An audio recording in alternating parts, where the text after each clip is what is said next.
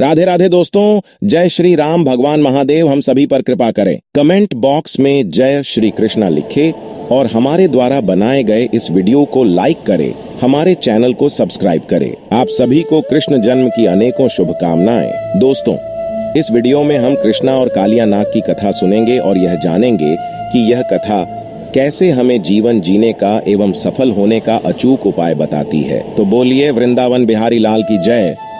एक समय की बात है जब भगवान श्री कृष्ण गोकुल में निवास किया करते थे। गोकुल में उनके अनेकों मित्र और अनेकों गोपियां थीं, जिनके साथ कृष्ण ने न जाने कितनी ही बाल लीलाएं की। उनका बाल रूप और मनमोहक छवि सभी को अपनी ओर आकर्षित करती थी।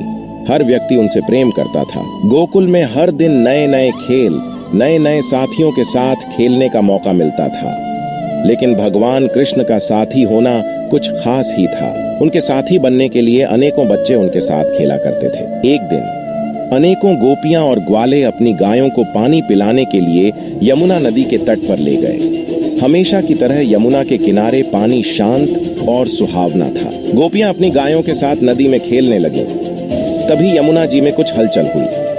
सभी उस अचानक हुई हलचल से आश्चर्य में आ गए कि आखिर जो पानी इतना शांत रहता है, आज उसमें ऐसा क्या हो गया। तभी सभी को एक विशाल नाग यमुना नदी के बीच में दिखाई दिया।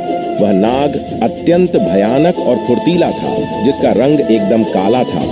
उसी कारण उसका नाम कालिया नाग था। सभी लोग जल्दी से नदी से बाहर आ गए। कालिया नाग की बड़ी सी विशाल आंखें, काला रंग और विकराल स्वरूप लोगों को भयभीत करने के लिए काफी थे। जब वह यमुना में आया तो उसके विशाल शरीर के कारण पूरी नदी का पानी विशाल ऊंचाई तक फैल गया। यमुना का पानी कालिया नाग के बढ़ते गुस्से को नहीं रोक सका।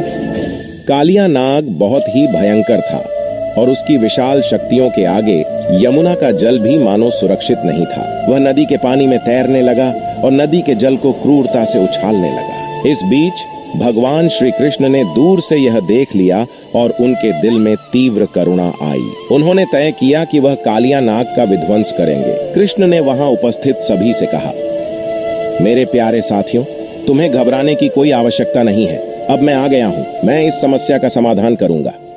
फिर भगवान कृष्ण ने यमुना के किनारे जाकर अपने बल रूप को प्रकट किया। वह अपनी विशेष रास नृत्य के साथ यमुना के किनारे पर कदम रखकर खड़े हो गए। उनका बाल गोपाल रूप गोपियों के मनोहर गीतों और नृत्य के साथ सजीव हो उठा।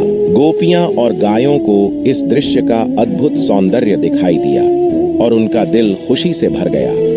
कृष्ण यमुना के किनारे पर आकर कालिया नाग के सामने खड़े हो गए। कालिया नाग ने भी अपने शक्ति का प्रदर्शन किया।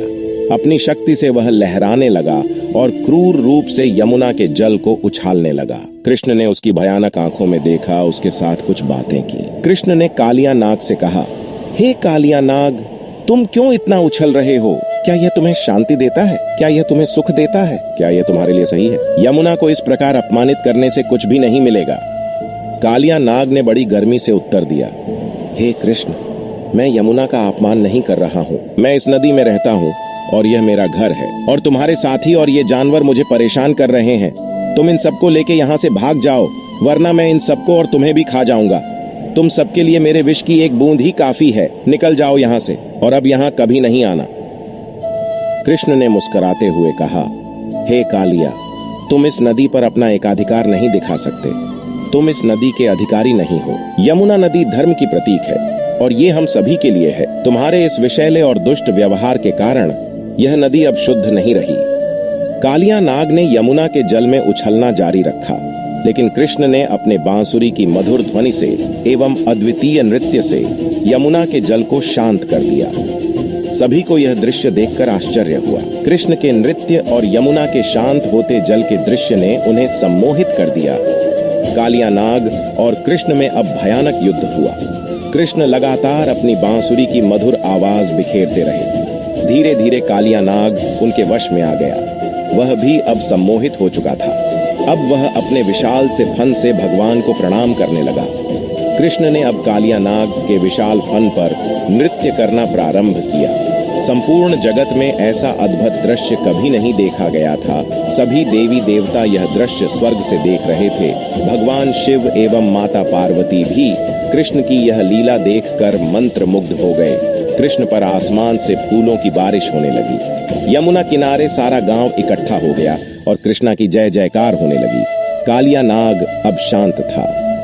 वह भगवान के आगे नमस्कार करता हुआ दिखाई दिया। कृष्ण ने धैर्य पूर्वक कालिया नाग से कहा कि अब तुम यमुना को छोड़ के चले जाओ। कालिया नाग ने कहा, हे प्रभु, मैं वर्षों से आपके द्वारका आने का इंतजार कर रहा हूँ। मैं यहाँ पर अपने दुख को भूल जाने के लिए आया था और अब मैं आपके चरणों में शरण लेने के लिए तैयार हूँ। कृपया मुझे क्षमा करें और मुझे अपने सेवक के रूप में ग्रहण करें। कृष्ण ने कालिया नाग के उपासना और शरणागति को स्वीकार किया और उसे मारा नहीं। कालिया नाग ने अपने अहंकार को छोड़कर धर्म का मार्ग चुना और भगवान के सेवक के रूप में उनके साथ रहने का आदर्श प्रस्तुत किया। कृष्ण ने कालिया नाग को आशीर्वाद दिया और उसे नागलोक में वापस जाने की अनुमति दी। कालिया नाग ने यमुना को छोड़कर नागलोक की ओर प्रस्थान किया। गोकुल के लोग अपने प्यारे कृष्ण की महानता को देखकर अत्यंत प्रसन्न हुए और उनकी सभी समस्याओं का समाधान हो गया। इस कहानी से हमें यह सीखने को मिलता है कि धर्म और प्यार का महत्व हमारे जीवन में हमेशा सर्वोपरि होता है। कृष्ण ने कालिया नाग को माफ किया और उसे धर्म का मार्ग दिखाया। हमें भी अपने जीवन में धर्म और प्यार का मार्ग पाकर अपनी समस्याओं का समाधान करना चाहिए। इसके साथ ही इस कहानी से हमें यह भी सीखने को मिलता है कि हर दुख और संघर्ष के बाद आखिरकार सुख और शांति की प्राप्ति होती है। कालिया नाग ने अपने गर्व और अहंकार को छोड़कर धर्म का पालन किया और शांति प्राप्त की। हमें भी अपने जीवन में संघर्षों का सामना करके धैर्य और उन्नति की दिशा में आगे बढ़ना चाहिए। इस रूप में कृष्ण और कालिया नाग की कहानी हमें जीवन के महत्वपूर्ण मूल्यों को सिखाती है और हमें धर्म, प्यार और समर्पण के माध्यम से जीवन को सफलता और सुख की दिशा में आगे बढ़ने का मार्ग प्रदान करती है। इसी तरह से कृष्ण और कालिया नाग की कहानी हमें यह भी सिखाती है कि भगवान हमेशा हमारे साथ हैं। अगर हम उनकी शरण में जाते हैं तो वे हमारे दुखों का समाधान अवश्य करते हैं। दोस्तों, अब कहिए राधे राधे।